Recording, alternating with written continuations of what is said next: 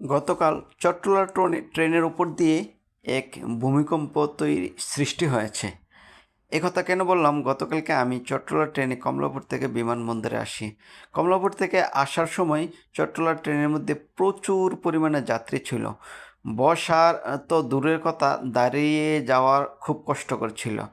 আর সেই প্রচুর পরিমাণে যাত্রীর কোলাহল নিয়ে যখন বিমানবন্দরের ট্রেনটি আসে, তখন আমরা দেখতে পাই যে এত পরিমাণ যাত্রী, যদি আরেকটা ট্রেন দেওয়া হয় তাহলে সেই ট্রেনটি যাত্রীতে ফুল হয়ে যাবে, এই পরিমাণ যাত্রী ছিল।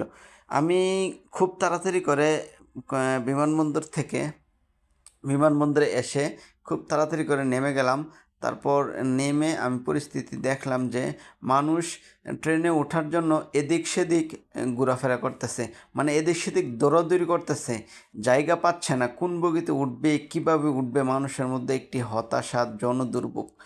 আর তারপর দেখতে পেলাম যে ছোট যুবকরা তারা ভিতরে জায়গা না পেয়ে তারা যত সম্ভব চেষ্টা করতেছে ট্রেনের ছাদে ওঠার জন্য। আপনারা দেখতে পাচ্ছেন ভিডিওতে যে ছেলেরা ছাদে ওঠার চেষ্টা করতেছে। যদিও পুলিশ তাদেরকে আটকানোর চেষ্টা করেছিল, পুলিশ এবং নিরাপত্তা বাহিনী তারা যথাসম্ভব চেষ্টা করেছে তাদের দায়িত্ব পালন করার জন্য এবং ছাদে যেন যাত্রী না উঠতে পারে। কিন্তু যাত্রীরা ভিতরে প্রবেশ করতে না পেরে বাধ্য হয়ে তারা ছাদে ওঠার জন্য লাফিয়ে ছাদে উঠেছে কিছু, এবং যখন পুলিশ দেখেছে তো কিছু যাত্রীকে আবার নিরাপত্তার স্বার্থে নামিয়ে দিয়েছে। আবার কিছু যুবক নিষেধাজ্ঞা সত্ত্বেও তারা ছাদে উঠেছে। কিন্তু একটি বিষয় সরকারের প্রতি আমাদের আবেদন যে প্রতিদিন কিন্তু আমাদের জনসংখ্যা বাড়তেছে, যাত্রী বাড়তেছে, কিন্তু সেই হারে আমাদের যেই ট্রেন বাড়ানোর কথা সে হারে কিন্তু ট্রেন বাড়তেছে না। ঢাকা থেকে চট্টগ্রাম সিলেটের দিকে প্রচুর যাত্রী হয় প্রতি ঘন্টায় ঘন্টায় হাজার হাজার যাত্রী হয়, কিন্তু যাত্রীর তুলনায় ট্রেন খুবই কম।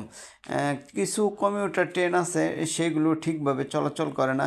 যদি সেগুলো চলাচল করতো তাহলেও যাত্রী এত চাপ থাকতো না।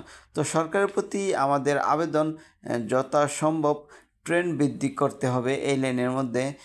সিলেট চট্টগ্রাম, ঢাকা থেকে সিলেট চট্টগ্রামে এই লাইনে আরও কিছু ট্রেন যেন বৃদ্ধি করা হয়, কারণ এই লাইনে অনেক জেলার মানুষ যাতায়াত করে। এখানে কমলাপুর থেকে নরসিংদী, ব্রাহ্মণবাড়িয়া, কুমিল্লা, তারপরে নোয়াখালী, ফেনী, লাকসাম, চট্টগ্রাম, খাগড়াছড়ি, বান্দরবন, রাঙ্গামাটি, সব এসব জেলার যাত্রী এই রাস্তা দিয়ে চলাচল করে। আবার ওর দিক দিয়ে দেখতে পাই যে হবিগঞ্জ, মৌলভীবাজার, সিলেট, সুনামগঞ্জ, এসব জেলার মানুষ এই রুটে যাতায়াত করে। তো যার দরুন এই রুটে প্রচুর পরিমাণ যাত্রীর চাপ হয়।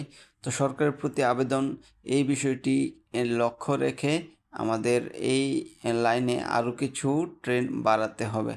তো আমি বেশ কিছুক্ষণ দাঁড়িয়ে পরিস্থিতি পর্যবেক্ষণ করেছি। আমি দেখেছি মানুষ কতটা অসহায়, অনেকের হাতে টিকিট